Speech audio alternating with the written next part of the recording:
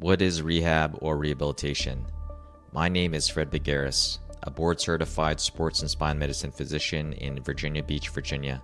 After 10 years of practice, I still find musculoskeletal medicine both fascinating and challenging. This podcast is about the lingering thoughts and questions I've had after residency and fellowship.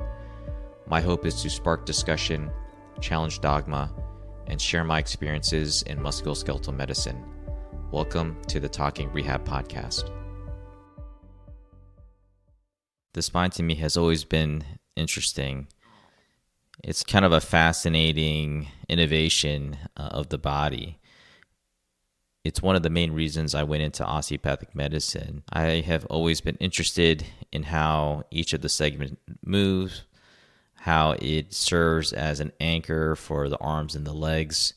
Always a really interesting structure to me. One of the first things that drew my attention to the spine was the curvatures. There are two different types of curves involving the spine. There's a lordosis and also a kyphosis. The lordosis can be found in the cervical and the lumbar spine, which gives it the classic letter C-shaped appearance.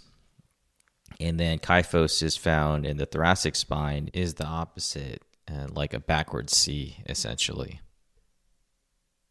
When you think of the spine as like a lever, starting with the cranium and ending with the sacrum. So from the very top at the skull down to the pelvis. And the shortest distance from A to B would be a straight line, but a straight line or a straight spine is not the most stable spine and may not be the most dynamic one either. So the lordosis and kyphosis of the spine is extremely important.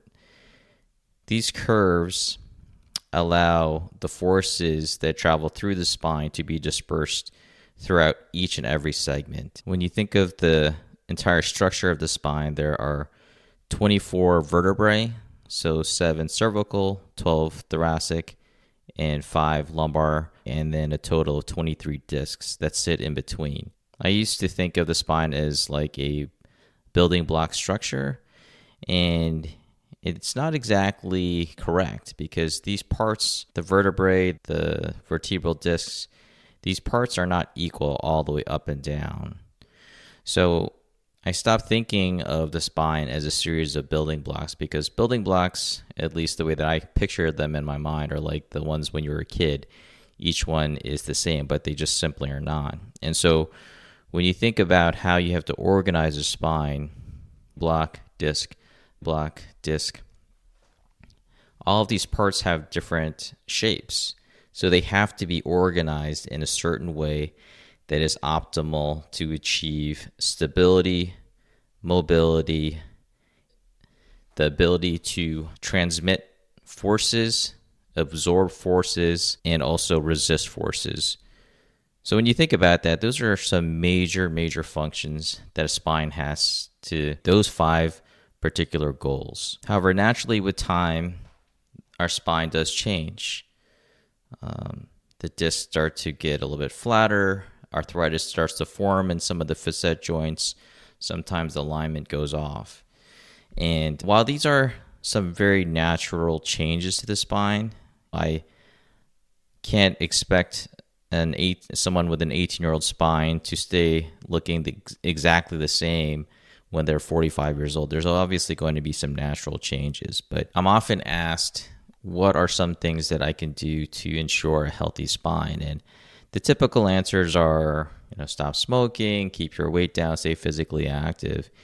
And I've started to really preach the importance of maintaining the curves of the spine, because once you start to lose the natural lordosis or kyphosis of the spine essentially still has the same job, but has a different ability to accomplish those 5 separate tasks. Getting back to talking about the forces of the spine, all forces, in my opinion, start from the ground up for most, let's say, day-to-day activities and or athletic activities.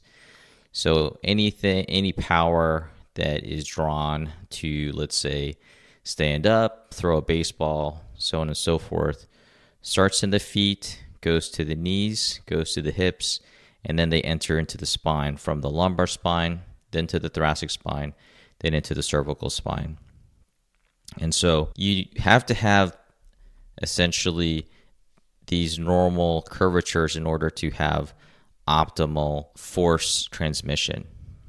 However, when things start to go wrong, meaning that the curvatures start to be lost, or we start to become more sedentary, resulting in changes to the way our spine moves, that the forces now are going through the spine, but in a less optimal or less efficient manner. And that usually translates to pain or injury or anatomic changes at some of these places where the curvatures change direction. So these are typically the lumbopelvic spine, so L5, S1, the L1 to T12, so the thoracolumbar junction, and then also T1 to C7, so the cervicothoracic junction. This is typically where I see people have pain, essentially. When I do spine interventions, it's often targeting these particular levels. When doing osteopathic manipulation, it's often these transition areas where people will often have some sort of restriction, and it can be very difficult to mobilize those areas. So thinking about the spine and how we use our spine on a day-to-day basis, when you take a step back and you think about how we use our bodies, most of the things that we engage with on a day-to-day basis are directly in front of us. When you think about brushing your teeth, putting your keys into the car, your steering wheel, eating, showering, most things are directly in front of us. There's not a lot of things that we actively engage in that are directly behind us. The two things that really come to mind are chairs and toilets. Those are the main things that I think, as users of the body, if you can use this, if you can think of this analogy, as users of the body, we mainly engage on the front, and we have minimal activities focusing on what's on behind us.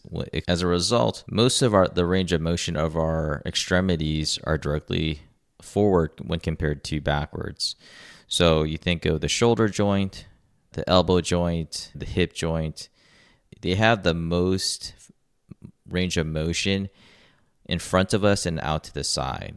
There might be an exception for the knee, but when you think of all the various joints of the body, they're really designed to engage with what's in front of us. And that makes sense from an evolutionary standpoint. If most things are in front of us, it would be to our advantage to have range of motion, dexterity in that space. So again, another thing to think about is that most things that we engage with are at eye level or below. You think about your computer screen, your steering wheel, where your eyes are focused when you're standing and walking.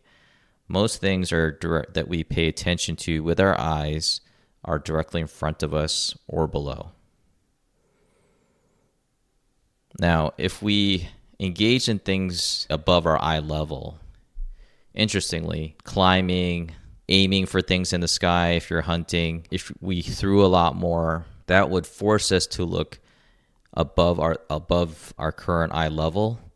And interestingly, when we do that, it actually engages the posterior spinal muscles a lot more compared to what we do on a day-to-day basis.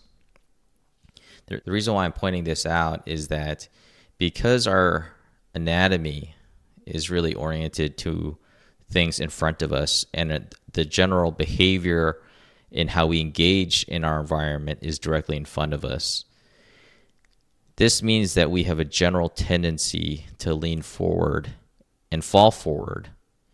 Let's say stereotypically, when we're 15, 16 years old, we can move in all directions, no problem. Look up, look down, look left, look right. But as we get older, let's imagine that I'm in my 80s. The tendency is that the discs have gotten essentially flatter. I'm much shorter. I tend to look further down. I have less opportunity to look up and engage upward, and I tend to sit down more. This type of movement behavior gives us a tendency to lean forward and also to around our shoulders. Now, from a spine standpoint, what does that look like? We all use computers, laptops. All of these type of devices, while they are convenient, force us to slouch forward and to round our shoulders. And what does that do to our thoracic spine?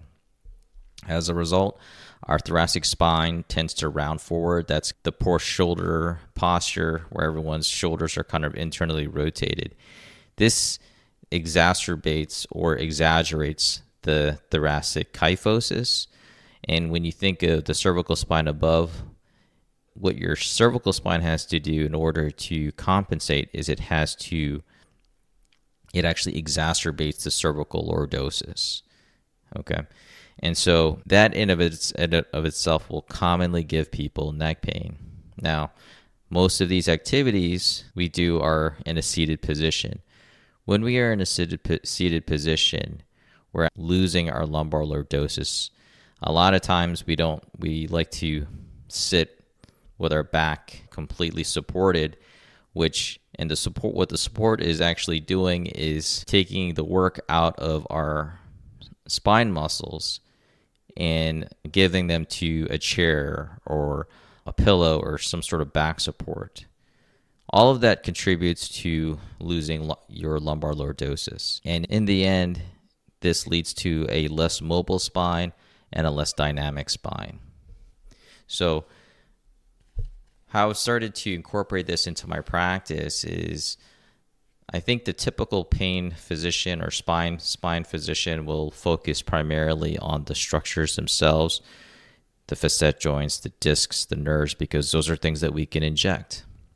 From an osteopathic standpoint and physical therapy or chiropractic standpoint, focusing on the spinal mechanics and maintenance of the curvatures is not new, but I do think it is definitely underappreciated by most spine physicians, if anything, with the exception of surgery. But on a day-to-day basis, it's really important that we examine how we use our spine, look at the behaviors that we take that encourage a bad posture. And this is not necessarily just about having proper posture for cosmetic reasons. I'm talking about proper posture for spine health, because as kids, we tend to move in all directions, but the older that we get, we tend to play less. And when we play less, we become less mobile. When we become less mobile, we have spinal changes. We get deconditioning. We get tired. We're busy. We have all these reasons to not stay physically active, to lose good spinal posture. And we start to look for remedies that are not addressing the main issue, which is not just the spine pain, but also the reasons for the pain, the reasons why we've lost our spinal curvature. And overall, I think that this is an area that needs to be emphasized. Again, this is not a novel concept by any means. I don't claim to be the first person to say this, but I think it is an area that is underappreciated. As humans, we all like a quick fix. Everything that I've talked about does not have a quick fix. These are true behavior changes that need time to develop. And in my practice, I've really dedicated not just to educate my patients, but to also teach them how to live with a healthier spine, how to make better decisions about their spine, help them pick out furniture, even certain types of cars or beds that would encourage a better spine posture for their particular body. X-rays for a pain physician are not always super helpful. We tend to lean on the MRI because there's a lot more anatomy that can be seen. But over the past couple of years, I've started to image the spine in a standing position a lot more frequently, particularly with X-rays. And the unfortunate truth is that a lot of times people will get X-rays because it's what the insurance requires before you can get an MRI, but that's for another day. But I've started getting X-rays more frequently in a standing position so I can start to get a better appreciation of what are the spine's tendencies. Does the spine in a standing position tend to be lordotic or kyphotic, or maybe the spine is too straight. Having too neutral of a spine has also been shown not to be found in people with certain types of spine symptoms. Moving forward, I just want to relay the message that even though we talk about pain a lot, pain is uncomfortable. It obviously is quite debilitating for a lot of us, but in the big picture of rehabilitation is much more than just pain. We have to look at all aspects of our day-to-day life, not in a 5-minute visit, not only for 3 months. This has to be a lifelong effort on the patient's part and also the clinicians treating them. So anyone who's listening to this, I encourage you that you find someone that is going to look at you as a person, look at you as a whole, and follow you long term. What I'm trying to do is create long-lasting benefits and relationships to create essentially a healthy body, but in the context of this particular episode and podcast, how to create a healthy spine. It's much more than just stop smoking, drink water, and keep your weight down. Anyone that's focusing just on those 3 factors is completely missing the boat. So just some food for thought. If you guys have any questions, you know how to find me. Thanks again for your attention. Thank you for listening to the Talking Rehab podcast. I hope that this podcast stimulates you to question your own practice and how you approach rehabilitation. I truly appreciate your time and attention. If you enjoyed listening, make sure to like and subscribe to the podcast. I wish you a movement-filled day. Take care.